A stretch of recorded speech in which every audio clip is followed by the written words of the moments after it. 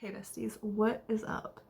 So for a while now I have been wanting to make a video talking about the books that I've been reading, and I wanted to make a yearly video, and then I was like, no, let me make monthly videos, and then I was like, let me just make a video of all the books I read in the first half of this year. Yeah, I haven't done that, so I decided let's just my camera is shaking and it's scaring me because it might fall. And by my camera, I mean my phone. Anyway, I decided let's just start with the books that I read in August. And then we'll go from there. Let's see if I like it. Let's see if you guys even care. My bad. I don't know if you can see that shaking, but I'm so sorry.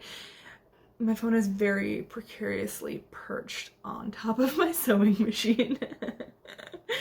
Anyway, in August I finished 4 books, and so we're gonna talk about them. I was gonna say they're not what you expect, probably, but actually I don't know what you expect from me. So let me just preface this by saying that over the last few years I have been going back and rereading books that I really liked when I was younger, just to see like if I still like them, how they're holding up. I don't know, just for fun, you know? Yeah. So the first book I read was Sarah Plain and Tall by Patricia McLaughlin. It's a very tiny book. It's like skinny. It's like 58 pages. I don't know if I read this book for the first time, I think in 4th grade, and it really touched me then. And let me just tell you, I read this book at the beginning of the month, like one night when I was laying in bed, and I was sobbing. I'm not even joking to you. I'm sure that it was partly because, let's just say I was a little bit hormonal, and literally I was sobbing about this book. And also like, just like stories about moms just like really get to me.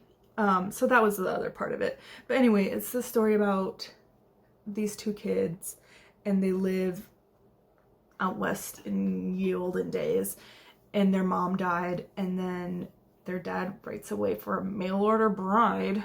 Weird. But anyway, she comes to their house to like check it out and see what they're like and see if she wants to stay with them. And it's basically like their journey of like getting to know her and her getting to know them. And it's very sweet and very tender. And like, obviously it's a kid's book. Okay, I'm not trying to say that it's more than that, but it really touched my heart and I really liked it. And there are more books in the series, and so if I see them, I'm gonna buy them and read them and keep them for my own kids someday. 10 out of 10 would recommend. The next book I read was on my Kindle. I'm looking over here because I wrote them down. Okay. I read The Buried Giant by Kazuo Ishiguro. I think that's how you pronounce his name. Something like that. And it's a story about this old couple that lives also in ye olden days, but more olden than Sarah, in England, I think.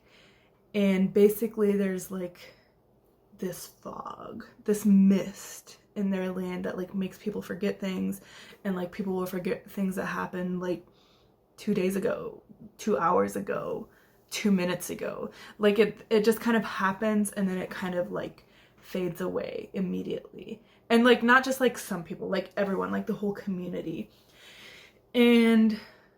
But this old couple, they like start remembering things, and they start remembering things about their son, and they're like, let's go find our son, let's go visit him, we're sure he like wants to see us. And so let me try to think about what happened, because I remember that.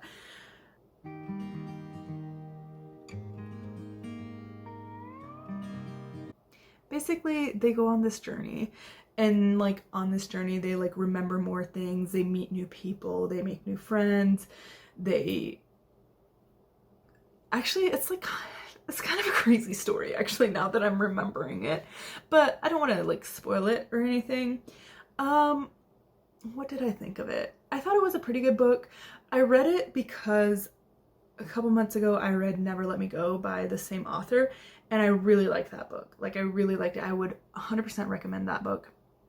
I went into it blind, not knowing a thing about what it was about, except I knew that some booktubers that I watch recommended it, and they were like, you should go into this not knowing anything, and I did, and I loved it.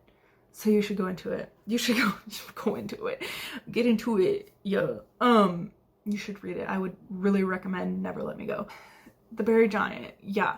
So it's like a story about memory and the importance of memory and the importance of remembering things, the good and the bad, basically. And I did like it. Yeah, I did like it, but not as much as the other one. Like, it was good. You know what I mean? But it wasn't, like, great for me, personally. The next book I read was actually an audiobook, and it was Tress of the Emerald Sea by Brandon Sanderson, which which was also a booktube recommendation. And I heard like a few different people be like, oh my gosh, I love this book. And so I was like, let me read it then. And I like kind of knew what it was about, but like not really, which is, I like that. And it was a fantasy book, which I don't like. I feel like I don't really read fantasy books, but lately I've read a few, and some of them I started and never finished because I was like, that's not for me, and some of them I liked. This one, I actually really liked it. I liked it enough that I would buy it, like a physical book to have and to read. And it's about this girl who lives on this island in a sea of spores. It's not a sea of water, it's a sea of spores. And in her universe, there's like, I think there's 12 moons, and each moon like drops different color spores, and each of the spores are extremely dangerous to humans. If the spores touch water, they become danger.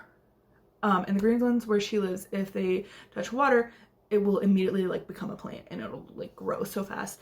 And so basically, like, if you get it in your mouth, there's gonna be a plant that grows, and it's gonna feed on the rest of the water in your body, and you're gonna be dead by plants. You know what I mean? So it's very scary, but two things that can kill the spores, or like, yeah, kill the spores, are salt and silver. Anyway, that's like the backdrop of the story. Your girl Tress goes on an adventure to save the man that she loves. Yeah, she goes on an adventure. I don't really want to say more because if you want to know more, you can find out. But I think personally that you should just read it and see if you like it and be surprised by what happens, because that's what I did, and I really liked it. The last book that I finished this month was Surprise Island, #2 in the Boxcar Children's series by Gertrude Chandler Warner. What a name. I read the first book last month, and I used to love these books. You know, like, yeah, the Boxcar Children hits. And it still does. I'm here to tell you, if you like these books as a child, you probably will still like them because they're just good. They're just good, wholesome fun. In this book, they go to an island that their grandfather literally owns because he's a rich man. And they just like spend the summer on the island, and they like make some new friends, and there's like a mysterious stranger on the island, but he's like friendly, not scary. And yeah, it's like, it's really cute and fun, and I liked it. And I bought a box set of the first 5 the other day, and so what more can I say? So, oh gosh, that is all the books that I finished this month, but I will tell you the books that I'm reading right now. The first 2 are nonfiction books. Oh my gosh, it's so shaky. I'm reading Praying Like Monks, Living Like Fools by Tyler Staton. I'm not done yet, but this is a 10 out of 10 book. It is changing the way I'm praying, it is changing the way I'm thinking, changing the way I'm living in so many good ways. And I love it, and I would fully recommend it. And then we have got Soul Keeping by John Ortberg, which I am also reading for a Connect group at my church. And actually this one, is really good too. I'm probably like a third of the way through it. Ignore this bookmark. I'm listening to it on audiobook too. It's about your soul and what your soul needs and what your soul is. And it's really, really good. I feel like I've gotten better at talking about the books that I'm reading and have read, but nonfiction books I'm still not good at, mostly because I'm not good at speaking about things that are deep in my heart. So really sorry about that. Just take my word for it that they're good. And then, oh my gosh, there's 2 more books that I'm reading right now. I forgot. First book that I'm reading is a book that I'm reading before bed every night because I just like to have like a book to read before bed to, number 1, not be on my phone, and number 2, just like settle me down and make me tired. So I like a book that's like not too action-packed and not too drama and not too, that won't keep me awake basically. So right now I'm reading Pride and Prejudice. Yeah. I love that. I love that book. I love that story. It's so nice to me and I'm loving it. You know, what more can I say? 10 out of 10 would recommend every single time. And then I'm also reading an audiobook called, like something about the Alchemist's Daughter. The Mysterious Case of the Alchemist's Daughter, I think. And I also went into this book pre-blind. I'm like almost halfway through it. And I didn't really know what it was about, except I knew that it was kind of a retelling of Dr. Jekyll and Mr. Hyde, kind of ish, but it's about Dr. Jekyll's daughter. And also I had no idea what Dr. Jekyll and Mr. Hyde was about. I know now a little bit. But yeah, this book is turning out to be like a lot more than I expected. I'm probably gonna finish it. If it gets like too much, I'm just gonna cut it off. But I'm invested in the story. It's about, like I said, Dr. Jekyll's daughter, Mary, I think is her name. I should remember because that's my name. And anyway, her dad has died when she was young, and now her mom died just recently at the beginning of the book. It's not a spoiler. And she's basically broke. She like has this house and a bunch of staff, and she has to let them all go because she doesn't have any money to pay them. She finds out about this mysterious bank account that her mom had. So she goes on this adventure to try to solve this mystery about what it was about and what's behind it. And so much more ensues. Yeah, so far it's entertaining. But I don't know what my final thoughts will be, so I will maybe let you know someday.